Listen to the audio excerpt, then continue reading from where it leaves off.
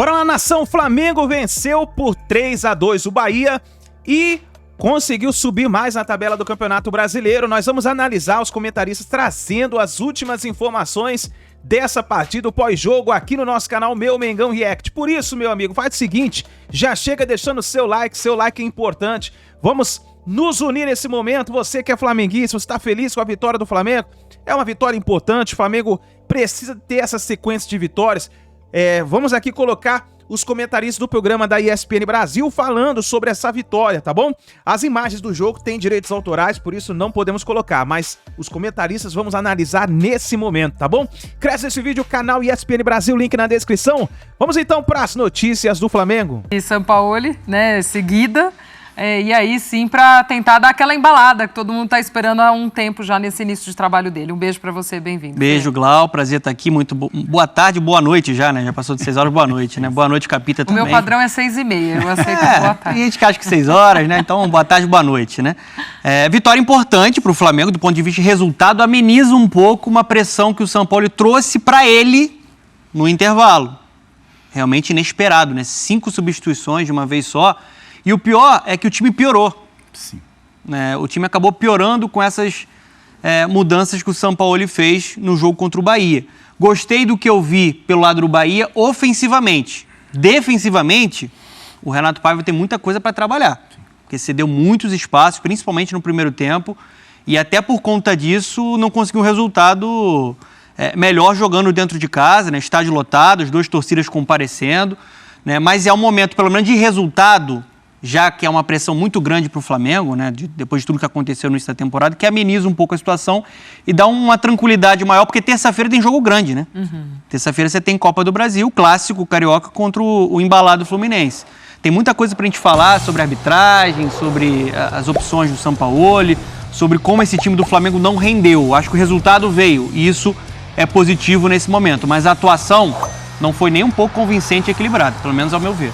A Renata Ruel vai estar aqui com a gente também depois para analisar esses lances, para analisar a arbitragem dessa partida. O Elton Serra acompanhou lá na Fonte Nova esse jogo também. Vai estar ao vivo também trazendo não só os personagens, mas as informações direto da Bahia para a gente dessa partida.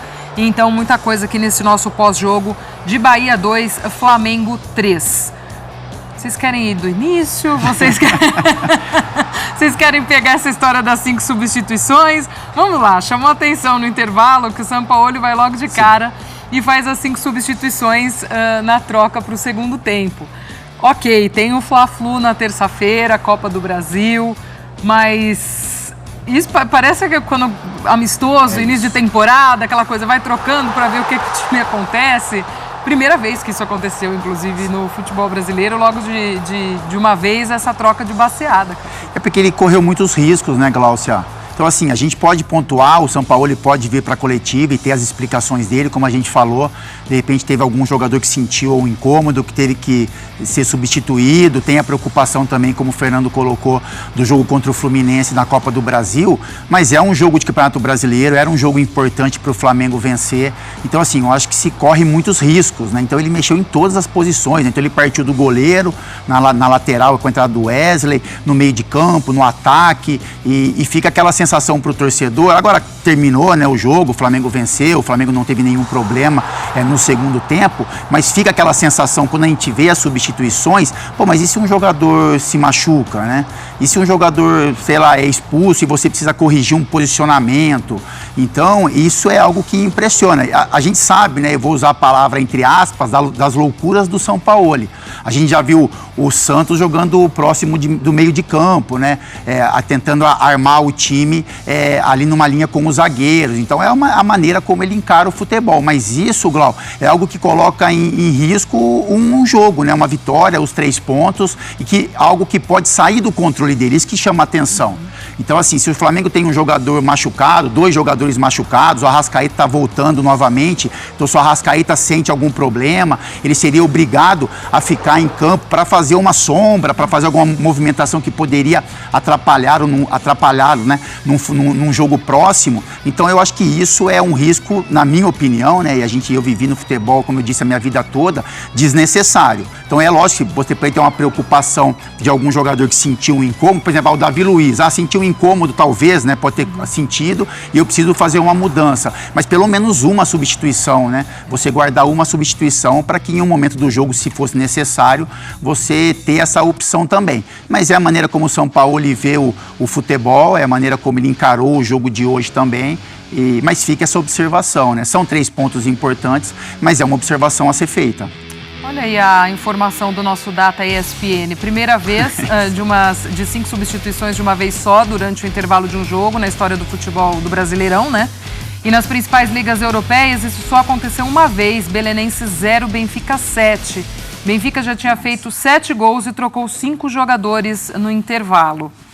Ok, o Flamengo vencia de 3-1, mas tinha todo um segundo tempo ainda. Sim. A gente está aguardando ver se também o Flamengo atualiza alguma coisa, né? Se o Matheus, por algum motivo, também sentiu alguma lesão. E o próprio Davi Luiz, quando sai no intervalo, ele falou, eu senti um incômodo na coxa e tal. Então a gente está esperando para ver se existe esses 2 casos mais pontuais, Fer. Mas chama muito a atenção. A gente até assistiu o jogo ali na redação, sim, também falamos essa história do Arrascaeta. Poxa, tá sem ainda esse ritmo, voltando e tal, 90 minutos, e se não aguenta, ou se fica ali num sacrifício, isso piora depois. Uma coisa arriscada, ousada. Eu tô na linha do Capito, acho que assim, ele arriscou muito. Não é normal, a gente tem que esperar, né, para ver se tem algum tipo de boletim que confirma alguma parte física que não, né, deixou que os jogadores ficassem dentro de campo. O Matheus Cunha deu para ver durante a transmissão que ele leva a mão no adutor. Né? Não é algo muito natural você tirar um goleiro que não estava comprometendo no jogo para colocar o Santos, e o Santos acaba até falhando no segundo gol do Bahia, né? É um momento de pouca confiança do Santos, né? Tá abaixo daquele Santos que a gente viu com a camisa do Atlético Paranaense. E o Davi Luiz, no momento da entrevista dele, né? Porque o Davi Luiz hoje ele fez o primeiro gol com a camisa do Flamengo. Um gol e uma assistência, né? Um jogador que tem sido muito pressionado, porque eu acho que a fase dele também é uma fase abaixo do padrão da carreira do Davi Luiz. Ele mesmo diz que está com desconforto. Essas 2 substituições, né, se confirmadas a parte física, algum tipo de lesão, eu entendo por precaução. Sim. Você tem que tirar. Mas você tinha que pelo menos guardar uma. Eu não vejo muito sentido você tirar o Cebolinha, porque o Flamengo estava tendo muito espaço, era um Bahia muito descompactado, um Bahia que tentou pressionar alto, que no primeiro tempo teve mais a posse de bola até. O Flamengo estava tendo um estilo mais direto de explorar a velocidade, e o Cebolinha estava tendo muito espaço, né, para botar essa velocidade. E o Matheus França também, não só por conta do gol. Porque ele é um garoto de qualidade, um garoto de personalidade que se movimenta ali, e acho que casa bem com o Gabigol quando o Flamengo não tem o Pedro. Então, assim, não dá para entender muito. Eu acho que faz parte do pacote Sampaoli. Sampaoli é um técnico caótico. Não dá para você prever qual a escalação que ele vai colocar no jogo, não dá para você prever qual vai ser o tipo de substituição. Acho que ele já não estava muito satisfeito com o primeiro tempo do Flamengo. Né? O 3-1 não era um 3-1 de controle, de uma atuação memorável do Flamengo. Pelo contrário, o Flamengo também levou alguns tipos de sustos e não mostrou uma solidez, principalmente no meio campo ali, né? Defensivamente, já no primeiro tempo, o Flamengo não fazia uma partida equilibrada. Mas eu acho que ele acabou se precipitando, Glaucia, e ele piorou o time. Porque no segundo tempo, mesmo quando o Flamengo estava com 2 a mais, depois da expulsão do Rezende e da expulsão do Canu, o Bahia teve a melhor oportunidade do segundo tempo. Poderia ter empatado o jogo. E aí é uma pressão que o São Paulo trouxe para ele. Então, assim, é difícil entender a cabeça do Sampaoli. Hoje ele foi muito mal. Você pontuou logo no início, né, da abertura aqui, a questão ofensiva do Bahia, como no primeiro tempo você já tinha pontuado isso, mas a questão defensiva não. Mas um Flamengo que volta para um segundo tempo e que caiu muito, e por conta dessas mexidas. E aí esse poderio do Bahia aparece mais. Mesmo o Bahia, quando tinha menos jogadores em campo, ainda com oportunidades. Algo que não dá para entender muito você tem um jogador que é o grande craque do time. Tá voltando de lesão. Você tem um jogo terça-feira pesado contra o Fluminense. Você vai deixar ele no limite físico por mais de 90 minutos? Estou falando do Arrascaeta. Ele era, para mim, um jogador que tinha que ser um pouco resguardado ali nessa situação. Sim. Então a gente vê ele no segundo tempo muito cansado, né? Ele estava completamente exausto. era um jogador que eu acho que tinha que ser um pouquinho preservado na segunda etapa, e por conta das 5 substituições no intervalo, isso não foi possível. Mais uma vez a gente viu um Flamengo, né? O Capita tem visto muito isso, todo mundo aqui na ESPN tem falado sobre isso. Fisicamente o time não consegue sustentar a intensidade por 90 minutos. Mais uma vez a gente viu um time que não tem essa capacidade de pressionar. Sem intensidade não se joga com o Sampaoli. Pois é. E outra observação, Glau, os atletas também sentem. Quando a gente chega aqui no programa e fala assim, nossa, é a primeira vez no Campeonato Brasileiro que isso aconteceu, na Europa aconteceu uma vez, os jogadores também sentem a modificação. Então você está no vestiário ali, esperando uma observação, uma correção que é feita pelo treinador, pela comissão técnica. Então quando vem a notícia que no intervalo vão sair 5 jogadores, e aí logicamente os jogadores entendem que, pô, eu não posso sentir nenhum desconforto, né? Porque se eu sentir um desconforto, eu vou atrapalhar o meu time. Eu tenho que começar a tomar cuidado com as ações que eu vou ter dentro do segundo tempo. Então, com certeza, não estou falando que a baixa de rendimento do Flamengo no segundo tempo, ela tem total relação com esse sentimento dos jogadores. Mas que eles sentem, eles sentem. Quando eles percebem que o treinador vai fazer as 5 substituições no intervalo e a partir daquilo você não pode mexer mais, isso causa um burburinho no vestiário que talvez não seja necessário, né? Então, assim, você parte de um sistema tático diferente, com uma formação diferente. Então, assim, imagina só, o Flamengo treinou alguns dias para o enfrentamento contra o Bahia. Então você tem uma formação tática, você tem os jogadores que teoricamente são considerados titulares para aquela partida, então cria-se essa expectativa. Quando você volta para o intervalo, você volta totalmente modificado. E assim, em cima do que o Fernando falou, para mim, na minha opinião, o Cebolinha era um dos melhores jogadores do primeiro tempo. Então, assim, era o jogador mais agudo, é o jogador que mais incomoda. O Bahia perdeu muitos espaços no meio-campo e isso, né, colocava os zagueiros, mesmo o Bahia jogando com 3 zagueiros mais expostos, e o Cebolinha lidou muito bem com isso. Então, a gente viu o Cebolinha incomodando pelo lado esquerdo. Aproximação com a Arrascaeta. Aproximação com a Arrascaeta. A gente viu algumas vezes o Cebolinha indo para a direita e trazendo o Matheus França para a esquerda, mas aí o Cebolinha também incomodando. Então, era um jogador que estava te entregando algo que o Flamengo talvez o principal escape do Flamengo. Então, assim, é algo que precisa ser repensado, sabe, Glau? Eu até a gente fica, né, conversando com alguns amigos, e o que me chama a atenção e eu falo muito sobre isso, é a comissão técnica, né? É o dirigente do clube, é o coordenador de futebol, enfim, que o Flamengo tem muitas peças, mas assim, de você pelo menos tentar entender, né? Viu uma opinião de fora, fala, professor, mas tudo bem, eu entendo a modificação tática, as peças, mas e se a gente perde um jogador, né? E se você precisa fazer uma modificação que ninguém está esperando? Então, eu acho que o Sampaoli, ele tem uma forma de trabalho, mas em alguns momentos precisa ser feito algumas correções. Então, isso pode vir da comissão, pode vir dos jogadores, o entendimento, professor, mas e se a gente perde? Diálogo da comissão. Porque é normal, a gente sabe que outros treinadores, por exemplo, o Abel Ferreira, vamos dar um exemplo, o Palmeiras. O Abel Ferreira, ele não tem costume de fazer loucuras, né? Mas vamos supor que ele faça uma, eu tenho certeza que o ambiente dos jogadores vai falar, professor, mas você acha que é a melhor solução? Você acha que para a volta do segundo tempo, o Arrascaeta, ele está, né, no Flamengo, o Arrascaeta, ele está voltando de uma lesão, será que não é um risco deixá-lo durante todo o jogo pela obrigação? Então, é algo que o Flamengo também tem que corrigir. Eu entendo, como o Fernando falou, esse pacote Sampaoli. A gente vai ver algumas coisas que a gente não está tão acostumado a ver no nosso futebol. Isso pode ser bom, pode ser ruim, mas eu acho que hoje ele expôs o Flamengo a uma situação que não era necessária. Esse é o pacote do Sampaoli, como vocês estão dizendo. E se a ideia era pensar nesse jogo de terça-feira, esse Fla-Flu, ele conseguiu, afinal, poupar gente para isso? Porque, no fim das contas, o Arrascaeta, que é o principal exemplo que a gente está dando aqui, um cara que estava voltando e tal, e acabou ficando o tempo inteiro. Outros nem entraram. Aí ele tira um Cebolinha, sinaliza que o Cebolinha vai ser titular na terça-feira. Enfim. Eu acho que a gente tem uma sinalização que o Cebolinha vai ser titular, e eu acho que é um acerto. Sim. Porque ele vem na sua melhor versão no Flamengo, está com confiança e estava bem no primeiro tempo. Aproximação dele com o Arrascaeta e estava tendo muito espaço, né? A gente já falou aqui sobre a fragilidade do sistema defensivo do Bahia do Renato Paiva. Eu acho que ele era um jogador que estava gerando o jogo, estava sendo importante, né? A questão, por exemplo, ali do Fabrício Bruno no primeiro tempo, ele estava como um lateral direito, exatamente, né? O Flamengo estava com 3 zagueiros de ofício, mas a função do Fabrício Bruno era de lateral. Estava jogando com uma linha de 4.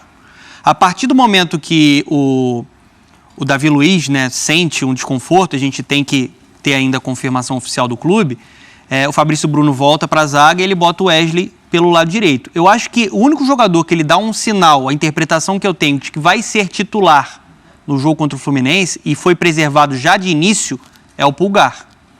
Porque o Pulgar, ele estava muito bem nas últimas 3 partidas, né? Ele jogou muito bem contra o Racing, jogou muito bem contra o Atlético Paranaense e contra o Goiás. E hoje ele vem no banco de reservas e o São Paulo coloca o Thiago Maia ali como, né, o primeiro homem de meio campo. Em alguns momentos ele recuava para fazer a série de 3, né, quando o Flamengo tem a posse de bola, né? Mas eu acho que a melhor versão do Flamengo ainda tem o Pulgar nesse momento. Então, dessa forma, a gente pode falar que o Pulgar foi um cara que foi preservado, pelo menos no primeiro tempo, e o Cebolinha no segundo tempo. Eu acho que são 2 sinais de que esses são jogadores que serão titulares, né, na partida contra o Goiás. Contra o Goiás, não, contra o Fluminense, desculpe. O Everton Ribeiro nem entrou. Tem que ver, né, se também vai vir como um titular no jogo contra o Fluminense. E analisar a questão do Arrascaeta, né? Porque o Arrascaeta hoje estava completamente exausto na segunda etapa. No segundo tempo. Foi bem no primeiro tempo, o Arrascaeta nas movimentações, participa do lance da penalidade, né, com a jogada ao lado do Cebolinha. Que drible. É aquela genialidade, né, Fê? O cara tira da cartola um lance muito rápido, domina já tirando de letra do Vitor Hugo, sofre o pênalti, mas no segundo tempo acabou sentindo. Glau, eu particularmente não sei assim, o que passa na cabeça do São Paulo, sabe? É difícil. É difícil. Eu conheço de Flamengo, né? Todo mundo sabe a minha relação, eu acompanho o Flamengo, né? Eu olho, tento entender muito o trabalho dos treinadores que passam, mas esse início do São Paulo eu não consigo entender. O que ele coloca, o que passa na cabeça dele, se é o melhor para o Flamengo naquele jogo, se é pensando no jogo futuro, isso é algo que eu particularmente não consegui descobrir, assim, porque se tem um jogador no Flamengo que é importante para o confronto contra o Fluminense na terça-feira, que pode fazer a diferença, esse jogador é o Arrascaeta, né?